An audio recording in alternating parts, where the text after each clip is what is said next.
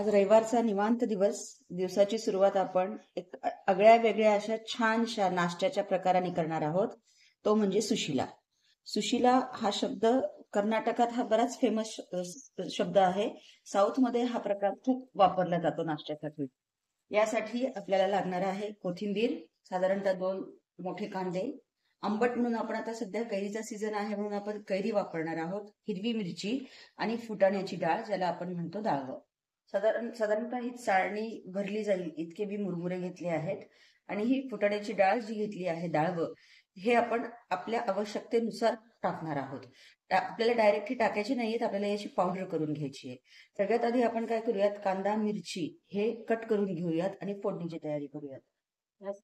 कांदा आपल्याला खूप बारीक नाही, साधारणतः मीडियम चौकोनी आकारात चिरून घ्यायचा आहे. खूप जास्त बारीक मग वाफवल्यावर तो चांगला नाही लागत.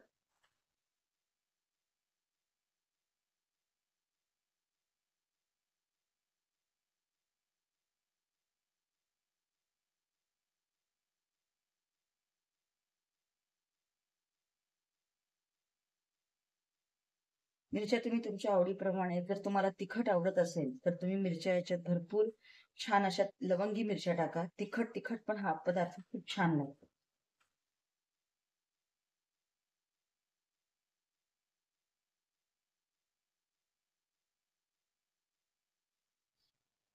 अंदाजे आपण पोहे करण्यासाठी जसं तेल घेतो त्याच प्रमाणात आपल्याला इथे तेल घ्यायचं आहे. खूप जास्तही तेल नाही, नॉर्मल तेल घ्यायचे.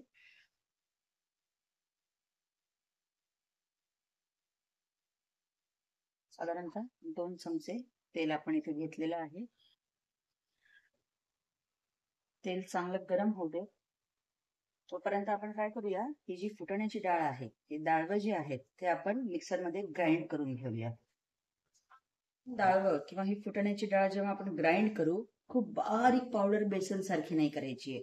थोडीशी अशी रवाळ रवाळ अशी आपण याला ग्राइंड करायचं आहे. तुम्ही याचं टेक्स्चर जर पाहिलं तर हे खूप बेसन सारखं बारीक नाही, रवाळ असं आपल्याला हे ग्राइंड करायचं आहे. आता आपण गॅस मोठा ठेवायचा आहे. साधारणतः 1 चमचा जिरे मोहरी चांगले तडतडू द्यायचे.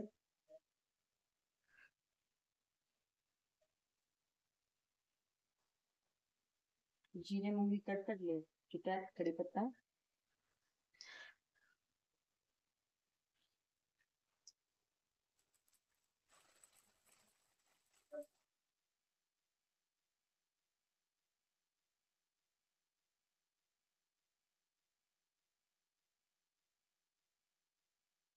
त्यानंतर आता आपण याच्यामध्ये कांदा टाकूया.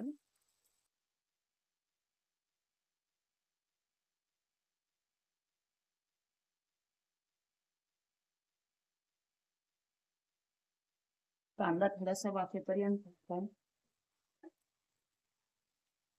तसंच टाकून ठेवूया. Gas medium. पण कैरी ही सालीसकटच घ्यायची आहे आणि ज्या प्रमाणात आपण लिंबू वापरतो त्याच पद्धतीने आपल्याला इथे कैरी वापरायची. अर्थात कैरी किती आंबट आहे यावर ते डिपेंड करतं.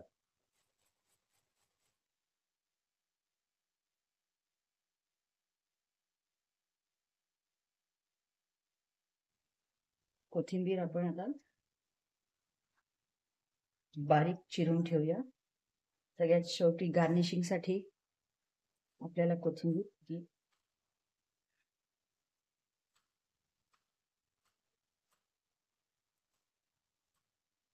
ते आधीच धुवून वगैरे ठेवलं ना, मग ओल्या ह्याच्यात कोथिंबीर चिरायला अवघड जाते. त्याच्यामुळे एकदम कोरडी होऊन द्यायची कोथिंबीर आणि मगच ती चिरायला घ्यायची.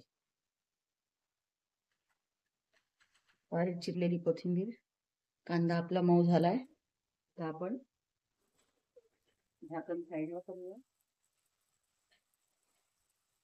टमाटर गॅस आपल्याला बारीक करायचा आहे. त्यामध्ये आपल्याला साधारणतः 1 चमचा हळद टाकायची, 2 चमचे धना पावडर, तुमच्या आवडीप्रमाणे तुम्ही धना पावडर त्यात ऍड करू शकता.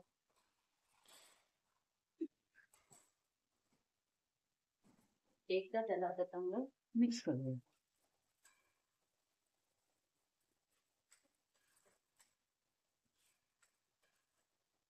आता मेन स्टेप, हे जे मुरमुरे आपण घेतले, हे मुरमुरे आपण याच्यात डायरेक्ट टाकणार नाहीये. याला आपल्याला पोह्यासारखे भिजवून घ्यायचे. भिजवायचे म्हणजे बरेच जण भांड्यात पाणी घेऊन त्यात मुरमुरे टाकून मग त्याला दाबून दाबून काढतात, पाणी त्यातलं पूर्ण वेगळं करतात. ते करण्यापेक्षा आपलं जे रनिंग टॅप वॉटर आहे, त्या टॅप वॉटरमध्येच हे मुरमुरे जे आहेत ते ओले करून घ्यायचे. मी आता हे मुरमुरे ओले करून घेते. तुमच्या लक्षात येईल, याला पाण्यात भिजवू नका, कारण हा खूप चिकदा झाला या मुरमुऱ्यांचा, तरी देखील हा भिजला चांगला लागत नाही. त्यामुळे आपण याला वाहत्या पाण्याखाली धुवून घेऊया. मुरमुरे मी इथे धुवून घेतलेत, पाणी अजून निघते त्यातनं, काही हरकत नाही. जस्ट ओले करायचेत आपल्याला, आणि खूप वेळ आधी नाही. जेव्हा आपण याच्यामध्ये टाकणार आहोत कांद्यांमध्ये, कांदा आपला मऊ झाला की हे मुरमुरे मिक्स करून घ्यायचे, आपल्याला असे ओले करून घ्यायचे. आता बघा, पहिले जेवढे मुरमुरे घेतले होते त्यापैकी आता मुरमुरे जे आहेत ते कमी झालेले आहेत. त्यामुळे भिजवल्यावर हा प्रकार जो आहे मुरमुऱ्यांचा हा कमी होतो. त्यामुळे घेतानाच आधी मी एक प्लेट जास्त यासाठीच घेतली होती की भिजल्यानंतर मुरमुरे हे कमी होतात. आता हे सर्व मुरमुरे आपण याच्यामध्ये टाकूया.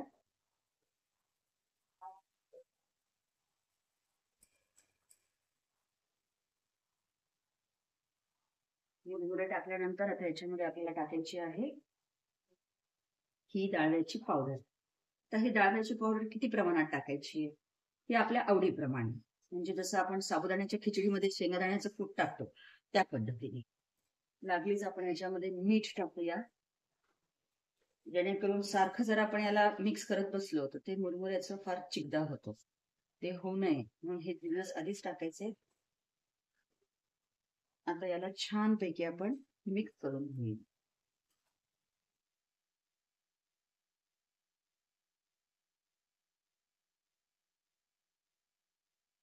तर आपण याच्यात अजून, जर आपल्याला असं वाटलं की क्वांटिटी कमी होतीये, मुरमुरे आधी घेताना खूप वाटले, तर आपण ऐन वेळेला पण याच्यामध्ये मुरमुरे ऍड करू शकतो. घाबरण्याची काहीही गरज नाहीये. जसं की मी आता अजून याच्यामध्ये मुरमुरे ऍड करणार. एकदम चाळणीमध्ये तेवढे मुरमुरे जर भिजत नसतील तर तुम्ही 2 टप्प्यामध्ये पण करू शकता, काहीच प्रॉब्लेम नाही. आता एवढे हे जे मुरमुरे उरलेले होते, हे मुरमुरे देखील मी आता मऊ करून घेणार आहे आणि त्यात मिक्स कर. हे बघा, हे उरलेले जे मुरमुरे होते ते पण आता इथे भिजलेले आहेत. ठीक आहे, भिजल्याचा एक वेगळा आवाज होतो है ना. हे पण आपण याच्यामध्ये टाकून देऊया. क्वांटिटी आता आपल्याला पुरेशी आहे. याच्याच प्रमाणात आपण मीठ वगैरे पण सगळं टाकलेलं आहे, त्यामुळे आता आपल्याला बाकी काही ऍड करायची गरज नाही. त्याला एकदा व्यवस्थित असं मिक्स करायचं. हे जे मध्ये मध्ये अशी तुम्हाला पावडर सारखी दिसतीये, ही डाळव्याची पावडर, म्हणजे डाळव्याचं कूट जे आहे ते. त्याच्यामुळेच मी सांगितलं की हे रवाळ आपल्याला वाटायचंय, खूप बारीक अशी पावडर नाही दे. मस्तपैकी आपण याला मिक्स केलंय. जर तुम्हाला असं वाटत असेल की बऱ्याच वेळेला काय होतं ना की मिरचीचा अंदाज चुकतो, म्हणजे लवंगी मिरची कधी तिखट निघते, कधी ती तिखट निघत नाही, साधी वाटते.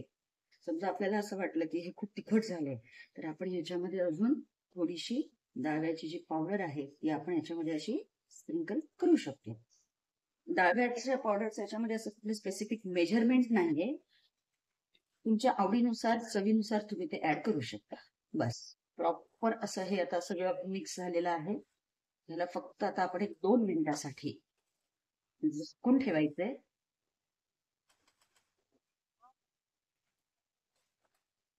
याला 2 मिनिटासाठी आपण झाकून ठेवूयात आणि गॅस जो आहे तो थोडासा आपण मीडियम ठेवूयात. फार मोठा नाही, फार बारीक नाही, मीडियम वर ठेवूयात. तोपर्यंत मी सर्व साठी तयारी करते. 2 मिनिटं झालेले आहेत. आता आपण झाकण साईडला केलेलं आहे. आता एक महत्वाची गोष्ट अशी की कुठलाही आंबट पदार्थ म्हणजे लिंबू वगैरे जेव्हा आपण टाकतो तेव्हा गॅस चालू नाही असला पाहिजे. आई म्हणायची की चालू असताना तुम्ही, म्हणजे गॅस सुरू आहे आणि तुम्ही लिंबू टाकून मिक्स केलं तर कडवटपणा उतरतो आणि त्याची जी चव आहे, कारण गरम पदार्थामध्ये लिंबू आपण जर टाकून असं त्याला उकळवलं तर त्याचा जो आंबटपणा आहे तो नाहीसा होतो आणि ते आरोग्याच्या दृष्टीने पण मग त्याचा आपल्याला फायदा मिळत नाही, कारण त्यातलं विटामिन सी जे आहे ते नष्ट होऊन जातं. त्यासाठी आता आपण काय करणार आहोत, गॅस बंद करणार आहोत. गॅस बंद करून आपण हा कैरीचा जो किस आहे हा पूर्णपणे छानपैकी इथे पसरून घेऊया. ही कैरी फारशी आंबट नाहीये म्हणून मी किस जास्त घेतलाय. तुम्हाला कैरी नसेल आवडत, तुम्ही साधारणतः 1 ते 1.5 लिंबू, एका लिंबाचा रस साधारणतः एवढ्या ह्याच्यासाठी बस होऊन जाईल. ठीक आहे. आणि जर सीझनलच्या दृष्टीने तुम्ही विचार करत असाल तर आवर्जून कैरी तुम्ही टाका. कैरी टाकल्यानंतर याला एकदा असं मिक्स करूया छानपैकी आणि सगळ्यात शेवटी आपण टाकूया याच्यावरती कोथिंबीर. कोथिंबीरच्या आधी चिमूटभर, अगदी चिमूटभर साखर. तिथे आपण आंबट पदार्थ टाकतो तिथे गोड असावं, जेणेकरून ऍसिड बेसचा बॅलन्स. सगळ्यात शेवटी कोथिंबीर आणि फायनल एकदा मिक्स, जेणेकरून कोथिंबीरची चव आणि कैरीची चव ही पूर्ण सगळीकडे युनिफॉर्मली अशी मिक्स झाली पाहिजे. ठीक आहे. हा आपला संडे स्पेशल सुशिला तयार आहे. नक्की ही रेसिपी करून पहा आणि मला सांगा.